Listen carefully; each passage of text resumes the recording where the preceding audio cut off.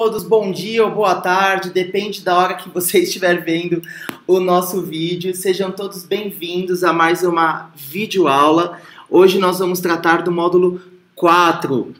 Então, sejam bem-vindos, não se esqueçam de se inscrever no nosso canal Ambima Fácil no YouTube, de dar o seu like aqui no Face também, pessoal que está no Facebook do Ambima Fácil. Não se esqueçam de marcar aquela pessoa que você conhece, que está precisando de ajuda a certificar na CPA 10, que realmente é essa a intenção. Canal 100% gratuito, criado especialmente para você. E nós temos sim um material disponibilizado para você no link abaixo, é só clicar, tá bom? Módulo 4, princípios de investimento, conceitos. No mínimo 5 e no máximo 10 perguntas, corresponde de 10 a 20% da prova. Eu particularmente gosto muito do módulo 4. Ele é um módulo intermediário, antes de começar o módulo 5 e 6, que são os módulos mais difíceis. Mas é um módulo extremamente fácil, é um módulo de decoreba. Esse módulo, o módulo 4, ele foi criado justamente para começar a despertar uma noção básica na pessoa que vai se certificar na CPA 10, para conseguir entender melhor os módulos 5 e 6, que exploram muito mais a questão dos princípios de investimento, tá bom? Então vamos lá, módulo 4. Tranquilo, lembre-se da estratégia que nós fazemos aqui, o pessoal do canal da Ambima Fácil, que é sempre falar para você qual a composição de cada módulo, ok? Todas as videoaulas que nós estamos disponibilizando, assim como a própria apostila que foi criada para vocês, lá vai falar qual a porcentagem de cada módulo e quantas questões caem mais ou menos. Por quê, Aneli?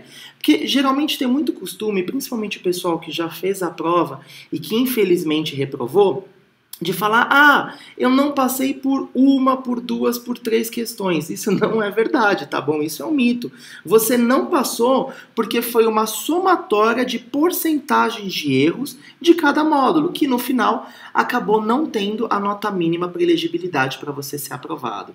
Então, é importante, muito importante no seu roteiro, no seu cronograma de estudos, você saber quanto que cada módulo vai valer, qual o peso de cada módulo e quantas questões que irão cair, tá bom? Boa aula para vocês e vamos que vamos. Então, módulo 4, princípios de investimentos, conceito, de 10 a 20% da prova, no mínimo 5 e no máximo 10 questões.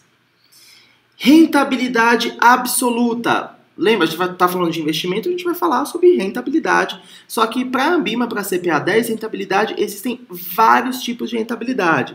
Quando você tem uma noção mais básica de rentabilidade, você fala rentabilidade é o ganho de dinheiro num fundo de investimento. Sim, mas para efeitos da CPA 10, para efeitos de Ambima, existem vários tipos de rentabilidade que a gente vai ver junto quais são. Rentabilidade absoluta. É uma rentabilidade divulgada sem um parâmetro de referência. Lembra do módulo 3? Parâmetro de referência, benchmark, ok?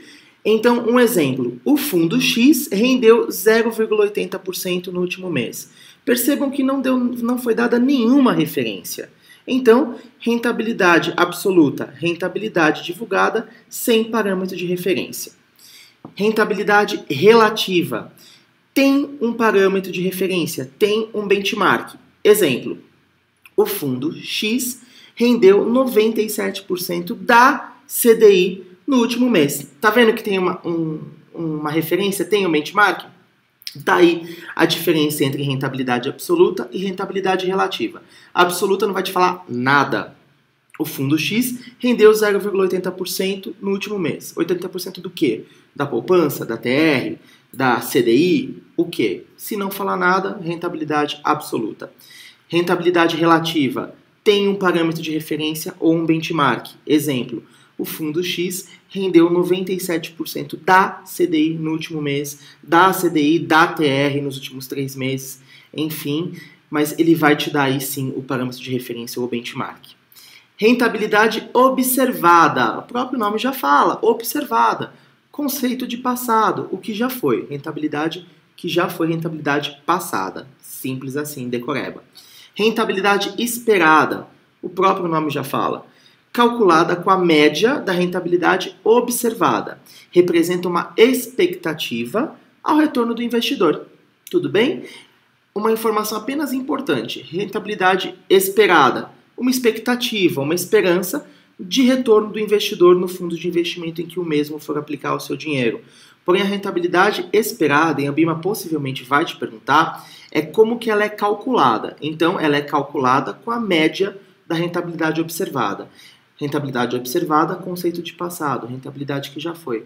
Vocês podem perceber que as rentabilidades, uma conversa com a outra, uma linka com a outra. O que eu acho fantástico, é muito mais fácil para a memorização de vocês. Rentabilidade bruta, rentabilidade sem o desconto dos impostos. Quais? Whatever, não importa, não interessa. Rentabilidade bruta, rentabilidade sem o desconto de impostos. Se não teve desconto de impostos, rentabilidade bruta, tá bom? Rentabilidade líquida, rentabilidade já com o desconto dos impostos. Ou como a Ambima gosta de falar, é o retorno do investidor. Simples assim, tá bom? Algumas dicas para vocês em relação a esse conceito. Rentabilidade passada não é garantia de rentabilidade futura. Não vai cair nenhuma questão empregando esses termos, tá bom? Não vai cair. Mas é importante vocês memorizarem esses conceitos, que eles auxiliam bastante durante a prova, caso dê algum choque aí com tico e teco, tá bom? Então, rentabilidade passada não é garantia de rentabilidade futura. Para quem trabalha em banco, aquele cliente que senta na sua mesa e fala: mas há 10 anos atrás esse fundo rendia bem. Uma coisa não quer nada dizer com a outra, tudo bem?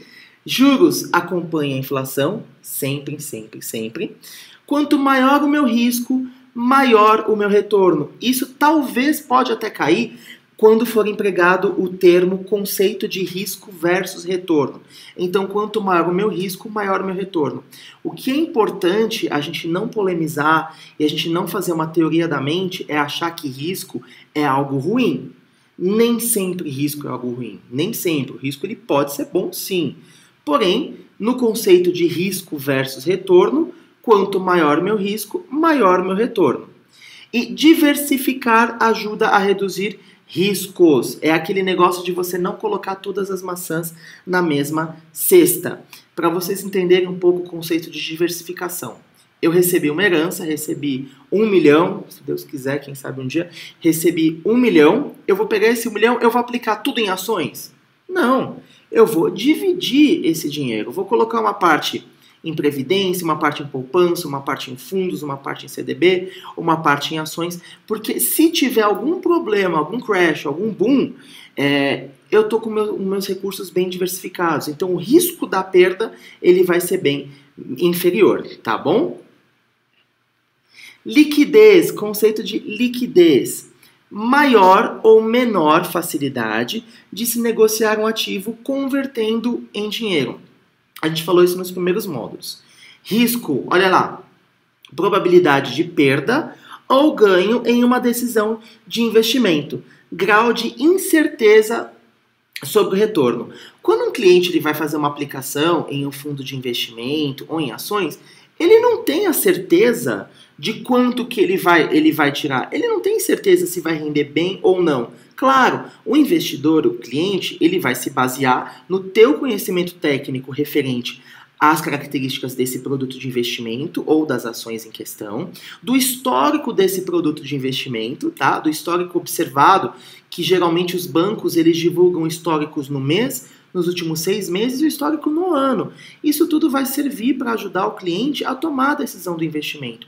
Mas sempre vai ter um risco. Para quem trabalha em banco ou até mesmo em corretora, o cliente, dependendo do produto de investimento que ele vai fazer uma aplicação, ele tem que assinar um termo de ciência de risco, que ele dá a ciência de que esse produto possui um risco, só que o risco ele é uma probabilidade de perda ou ganho em uma decisão de investimento, tá bom?